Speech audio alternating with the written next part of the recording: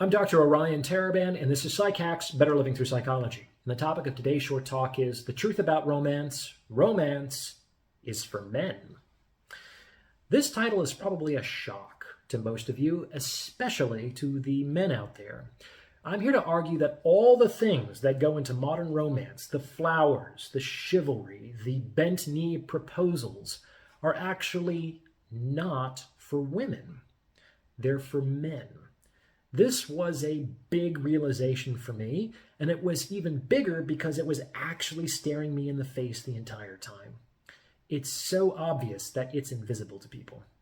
Now, before I get into it, please remember to like this video and subscribe to the channel. It costs you nothing, it takes less than a second, and it's how you can support me in my mission to deliver free, high-quality content to the world. Really, thanks for your help.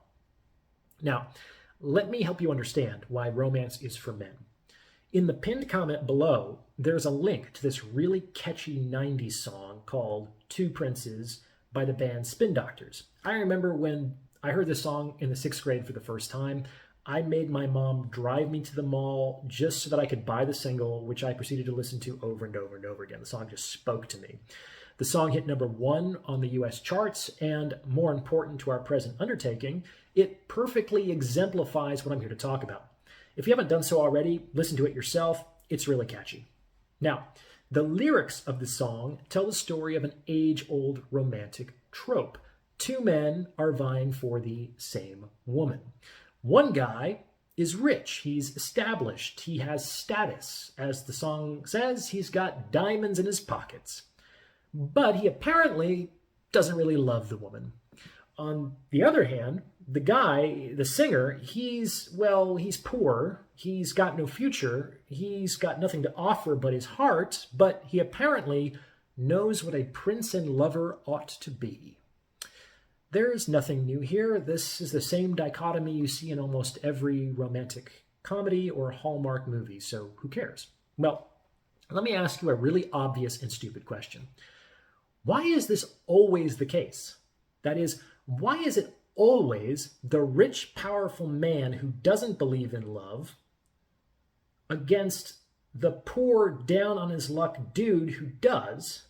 Or, to put it another way, why is it never the rich, powerful man who believes in love against the poor, down-on-his-luck dude who doesn't? And it's an easy question because the answer is obvious. The reason why it's never the other way around is that it wouldn't be a fair fight. The woman would have absolutely no reason to choose the second guy. So there's really no reason to tell that story. There's no conflict because there's no contest. The woman, of course, would choose the rich and powerful man who believes in love. Do you understand? So what was the story before romance was invented? Like, how did it work in medieval and ancient times? Leaving aside the fact that women rarely got to choose their own partners, how were men selected for women back then?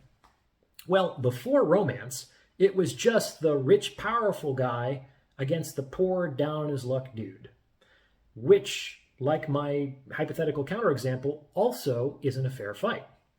The first guy wins every single time. And in those times, not only did the rich and powerful men get their pick of the choicest women, it wasn't all that uncommon for these men to have a whole harem of women. I mean, according to the Bible, King Solomon had 700 wives and 300 concubines. That guy had 1,000 women, which means that at that time in that place, there was probably 999 other guys who were pissed at Solomon for bogarting all the best ladies for himself. But can you really blame the women? Why wouldn't they choose Solomon? He was the king. He had the money and the palaces, which means he could offer resources and protection, and he was wise and generous to boot. The other guys couldn't compete. Now, because romance was actually a historical phenomenon, it originated in the south of France in the 15th century, we know who invented it. Men invented it, more specifically the chivalric knights of that time and place. And these men invented it for them, for men, not for women. And they invented romance in an attempt to compete with the rich and powerful men of their time for access to the best women. And this is because if a guy couldn't convince a woman that he had something special, something intangible that the king didn't have, there's no way he's getting laid. The truth about romance is that it's a strategy that lower status men have adopted in their attempt to compete successfully with higher status men for women. This is also why romance is a young man's game, because most young men don't have anything to offer women, but they still want to get laid.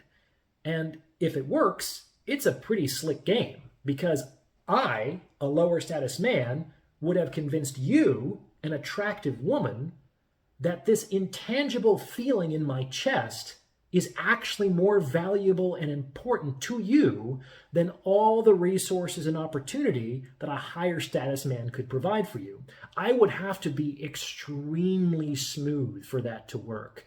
And to be honest, it usually doesn't. Women might think the second guy, the guy who calls himself a prince, is rather sweet and may even play around with him for a little bit.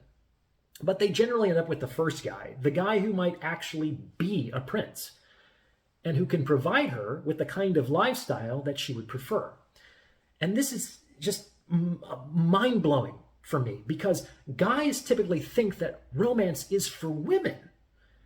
I mean, they don't want chocolates and flowers and poetry and jewelry, and they give these things because they think women do.